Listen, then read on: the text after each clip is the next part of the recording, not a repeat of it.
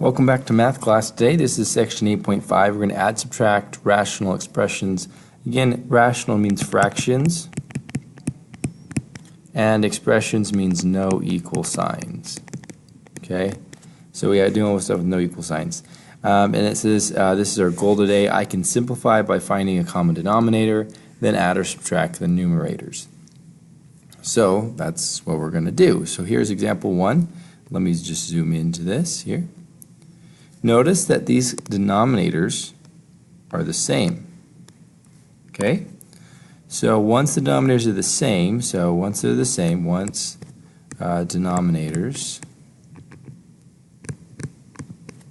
are the same, then we add the tops, the numerators. Okay, the numerator is the word for the top.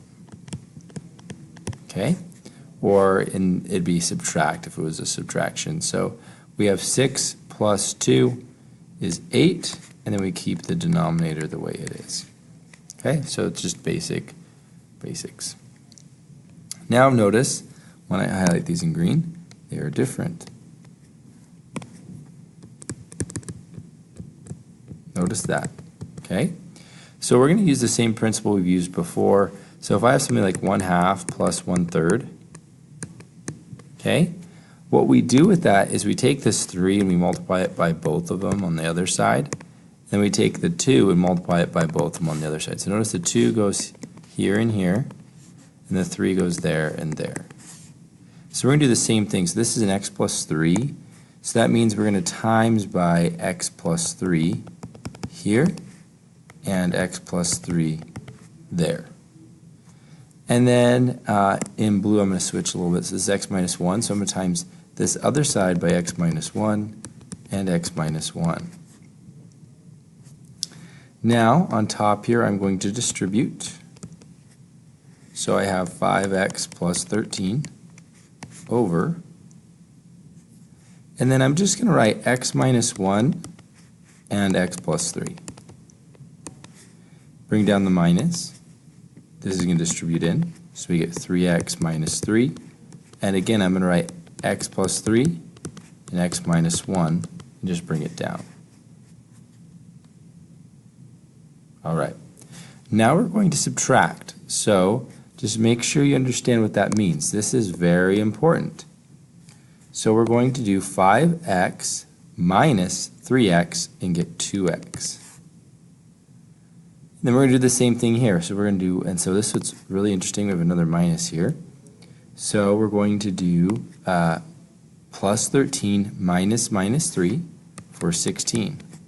Then we're going to keep the denominators the same because they're exactly the same, x plus 3, x minus 1, or vice versa. It doesn't matter which way you write it.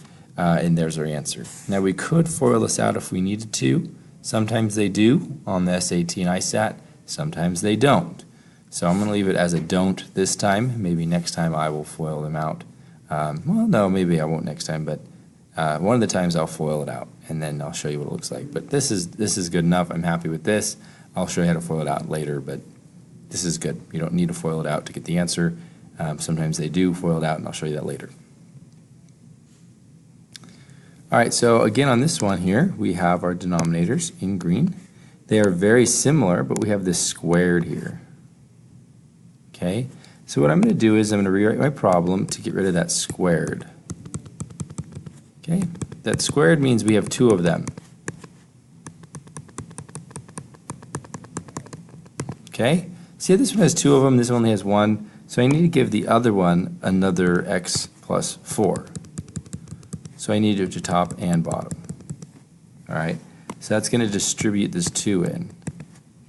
So I'm going to get 2x plus 8 over x plus 4, x plus 4, plus negative 3x plus 1 over x plus 4, x plus 4.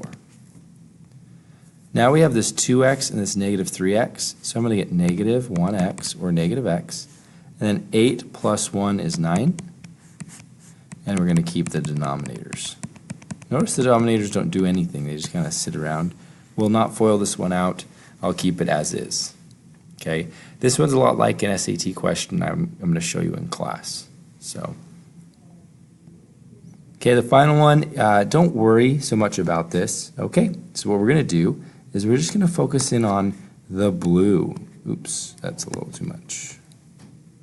So notice I'm just going to do that. So I'm going to pretend like that 1 isn't there. So I'm going to have 1 over x minus 1 plus 1 over x plus 2.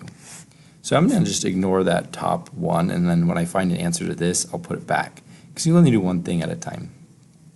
So notice that this one needs an x minus 1, and this one needs, over here, an x plus 2.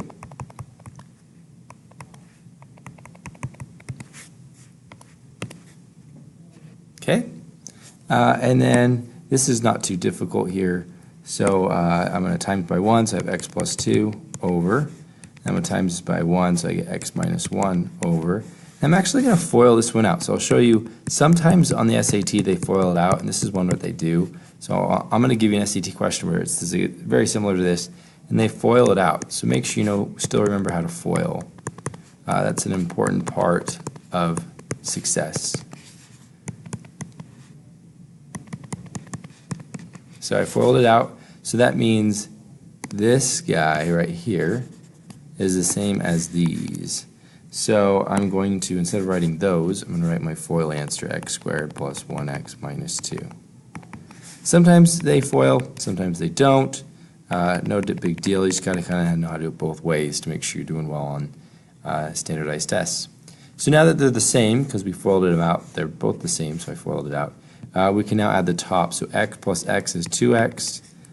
2 plus negative 1 is a plus 1 all over x squared plus 1x minus 2. And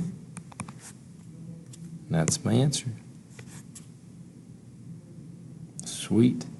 But again, I would also accept the following if you did not FOIL it out. And again, I advise, unless you think you have to, don't. I'd say always unfoil unless you think you have to foil. Because sometimes you can get another match. Like if this was x plus 2, you could cancel there, so that's why I never like to foil. But this is the same thing. And that's what we're learning today. Go ahead and watch the video again if you're having trouble with it.